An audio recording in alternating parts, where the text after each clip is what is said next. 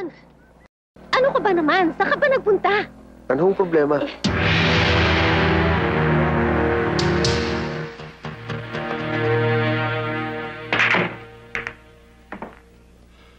Si Don Salazar. Andun sa loob. Claudio, si Don Salazar. Don Salazar? Don Salazar?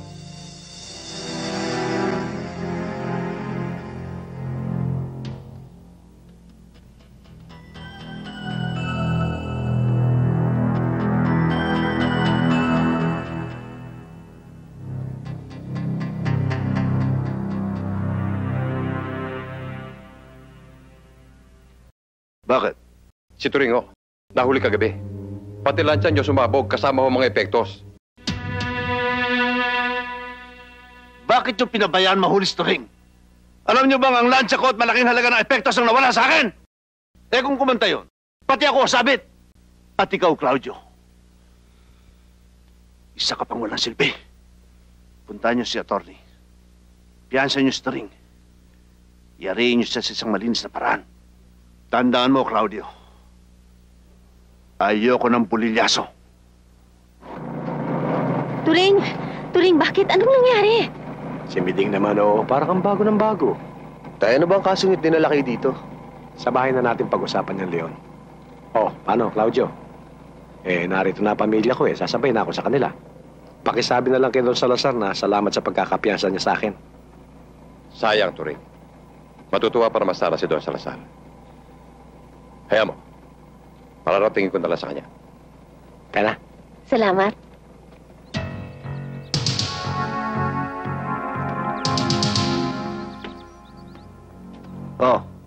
Ano nangyari? Siguro naman maganda na ibabalita mo sa akin, Claudio. Yun lang ang problema, Don Salazar kasama na sana namin si Turing. Ang kaso, dumating yung kanyang mag-ina. Ano? Tumawag sa akin si attorney. Delikado ang kaso ni Turing. Pag pinersa yan ng mga otoridad, siguradong sabit ako. Ano ba ang susunod namin gagawin? Gumawa ka ng paraan para mailigpit si Turing. Dahil ayoko namang habang panahon ay umasa kay Don Salazar. Turing, malalaki na yung mga anak mo. At ang isa pa, meron naman akong naipon dyan Kasya na yung para pangtustos sa pag-aaral nila. Mababait at matatalino yung mga anak mo. Lalo na yang si Leon. Kaya ano pang pinoproblema mo? Alam mo, Miding, iba na yung nakakasiguro.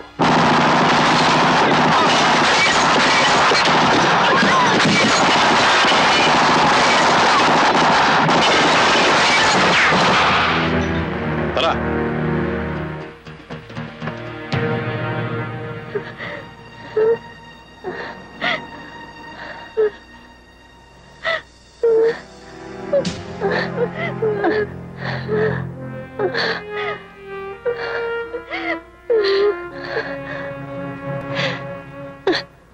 Turing? Turing! Saan ka ba nagpupunta? Siguro may ibang babae ka ng kinalolokohan. Huwag ka naman magsalita ng ganyan. Mahal kita, Lilet. Marami lang ako naasikaso. Tungkol saan? Tungkol ba sa pagkakapatay sa tatay mo? Oo, Lilet.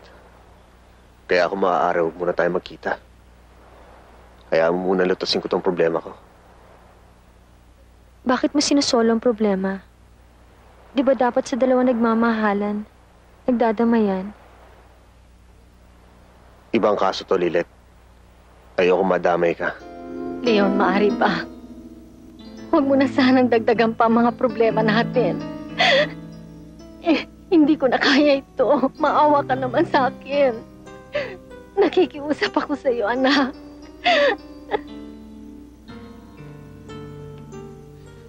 Nay, masyado na tayo nababaliwala. Dahil pa sa mahirap tayo, kailangan mabigyan natin hustisya pagkamatay ng Itay. Pero, sino ang uusigin mo? Alam mo na ba? May alam ka na ba kung sino may kagagawan sa pagkamatay ng Itay mo? Ako mismo mag-iimbestiga. Kung Kung mananatili tayong tahimik, wala mangyayari sa kaso.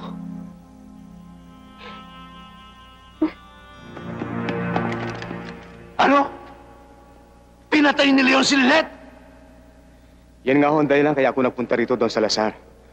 Para i-report sa inyo nangyari. Nasaan si Claudio? Hanggang ngayon, tinutugis pa nila si Leon. Paano nangyari yun? Maaaring alam na ni Leon na kayo nagpapatay kay Turing. Kaya binawian niya si Lilet. Punyeta! Pare-pareho kayo mga inutil!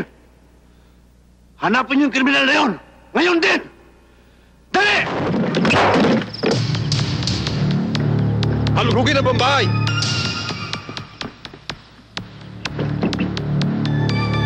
Claudio, wala rito si Leon. Claudio, anong ibig sabihin nito? Halika! Nasaan na magaling mo na? Nasaan? Ewan ko, hindi ko alam. Bitiwan mo ko! Bitiwan niyo nanay ko! Bitiwan mo ko! Bahay ko! Bahay ko! Bitiwan mo nanay ko! Tumigil ka! Bahay ko! Akin! Hayop ka! Ba't mo kami ginaganito? Sig! Alam ba pinatay ni Leon si Lilet? Ano ba yun? Bitiwan mo ko! Hindi magagawa yun ang anak ko! Ah, ganon! Sabi mo kay Leon, hindi titigil si Don Salazar hanggat di siya napapatay. Tandaan mo yan!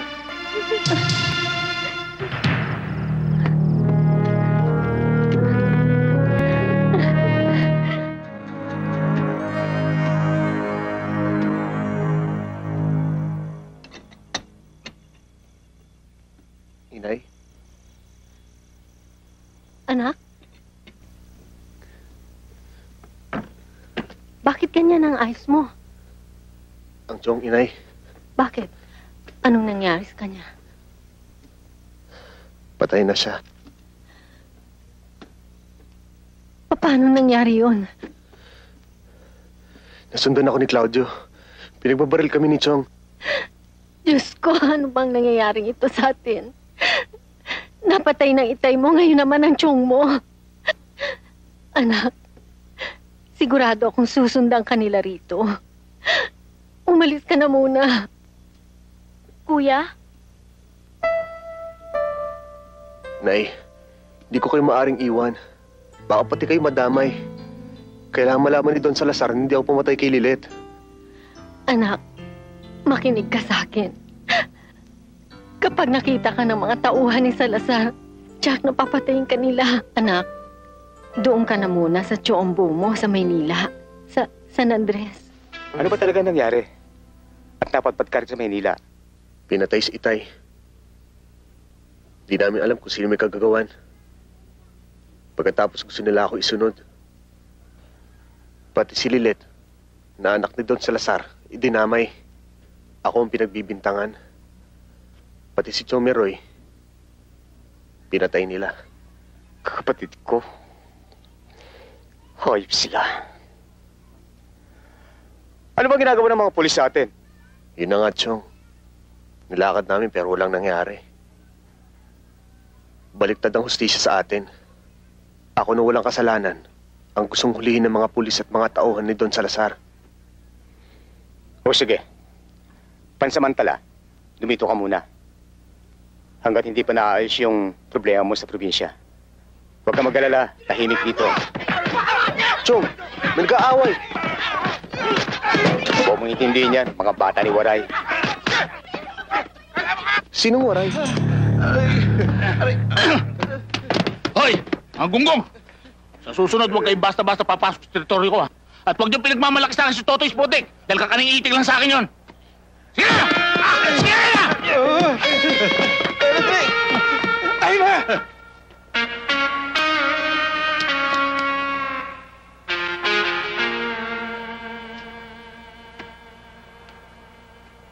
Waray, pamangking ko. Wari.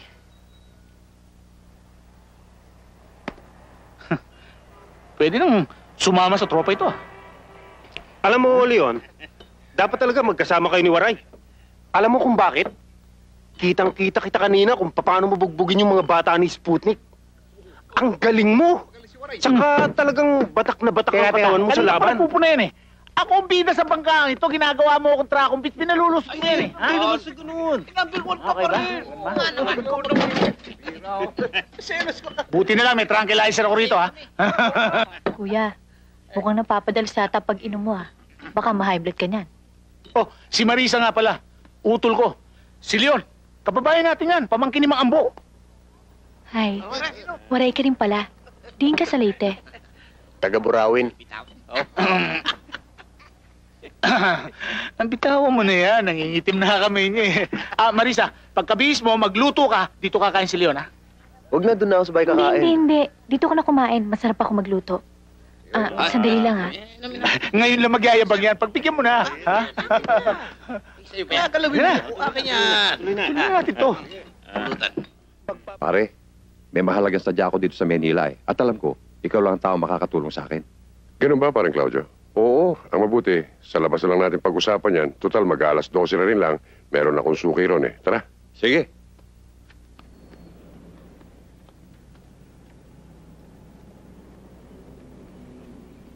Eto litrato ni Leon.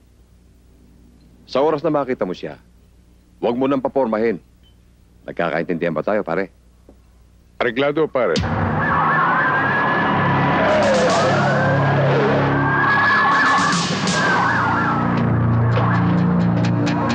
Search the area!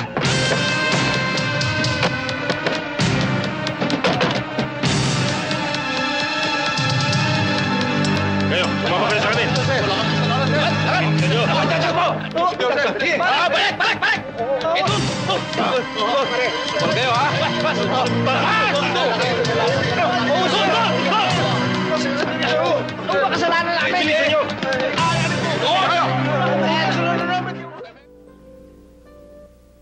Marisa,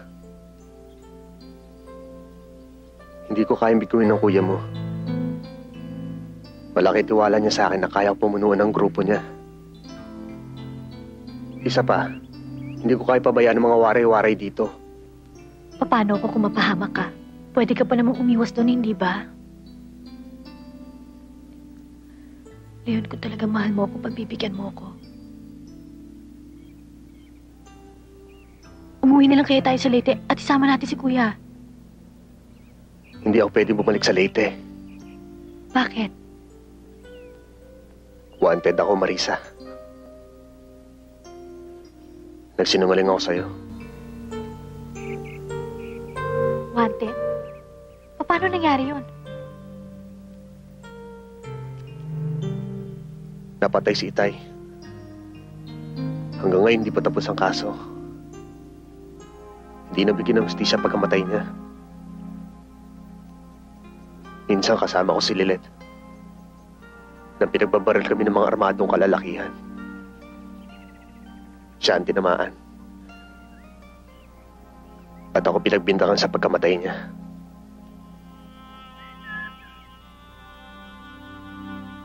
Sino si Lilet?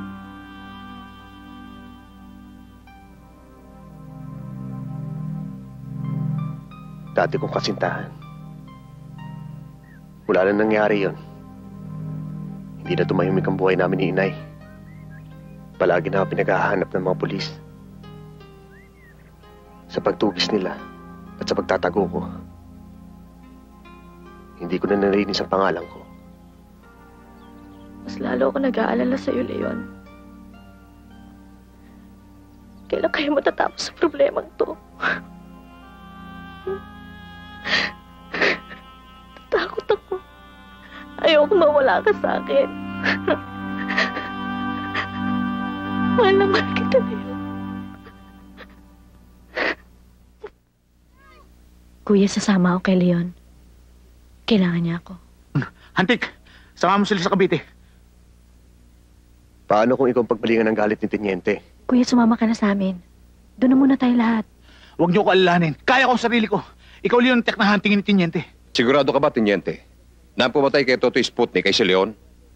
Na matagal ko nang hinahanap at pinahahunting sa'yo? Sigurado ako, pare, na ang taong yan, wala na sa San Andres. Paano ngayon yan, pare? Huwag ka mag-alala, pare. Isang tao lang makapagsasabi. At kukunin ko ngayon din ang taong yan. Kunin yan. Sandali lang pare, pilay ako. Dalihan mo! Bakit? Ano atraso ko? Ba't dito niyo ako dinala? Huwag ka na magmangmangang pa, Waray. Alam kong alam mo kung saan nagtatago si Leon. Pare, baka naman sa ibang paraan gustong makipagtulungan ni Waray. Tiniente, wala akong alam sa pinagsasabi niya tungkol kay Leon. At saka, hindi ko alam kung saan siya nagtatago. Totoo sinasabi ko, hindi ko siya tinatago. Ang hirap mong kausap, Waray. Itutumba kita. Pare, relax lang, easy ka lang. Baka makalabit mo ang gatilyo eh. Waray, makinig kang mabuti sa akin.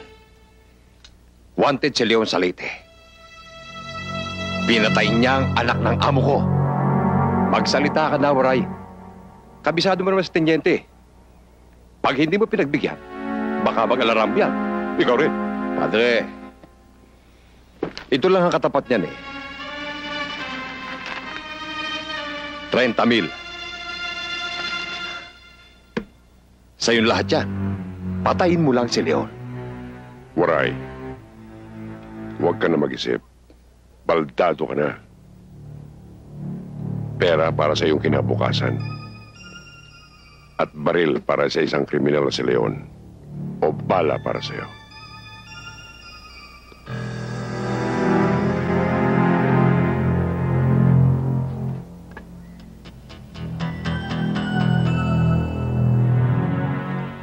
Naparito ako para patayin kita.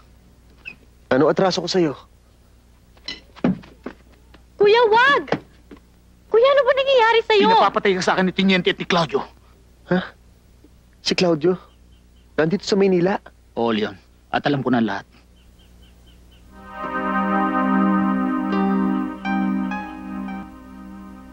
Talagang hindi nila ako titikilan. Wala akong kinalaman. Aksidente lang ang lahat.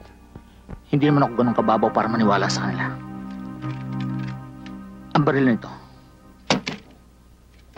at ang perang to, kabayaran sa buhay mo. Gamitin nyo na lang. Kailangan umalis na kayo dito dahil baka nasundan ako. Tarantado yung Waray na yan. Inuusi tayo.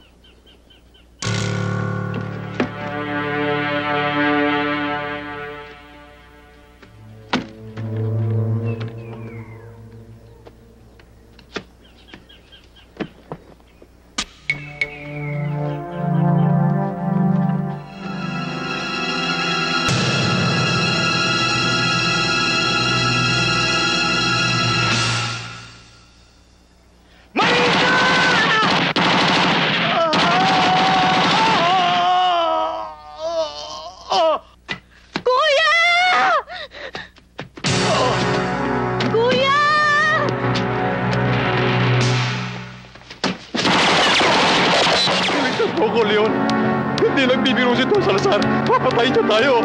Ang ibig mong sabihin? Oo. Ako ang babaril kay Lilet. Pero nadami lang siya. Ikaw talaga gusto niya ipapatay. Si Ture, ang nanay mo, si Raquel, ako lahat ang pamatay sa kanila. Pero ang lahat ng itsawoto ni Don Salazar, maniwala ka, Leon. Leon.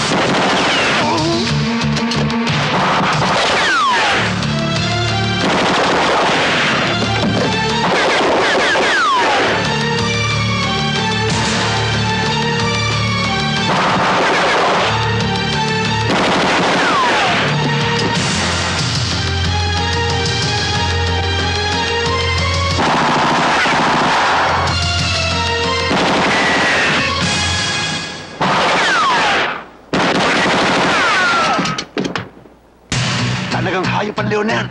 Parang may sa demonyo. Pakan mo!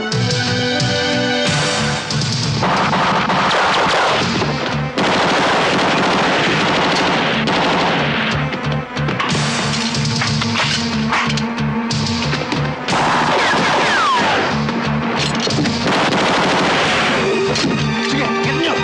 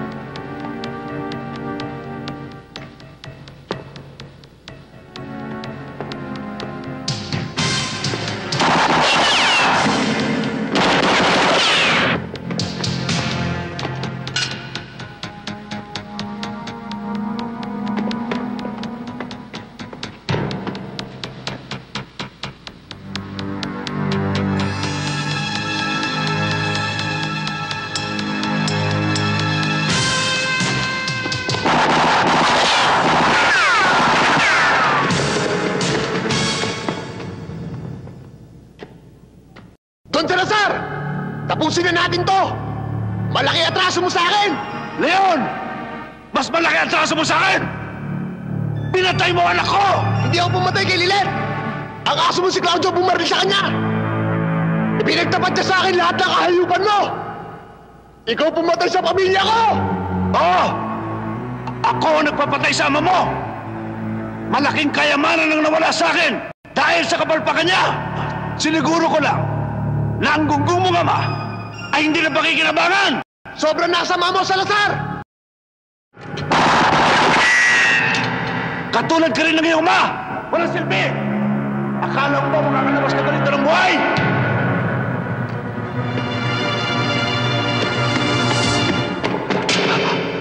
Ngayon sabihin mo sa akin, Salazar, sino sa ating dalawa hindi makakalabas ng buhay dito? Sayang, napakalaki ng respeto ko pa naman sa inyo.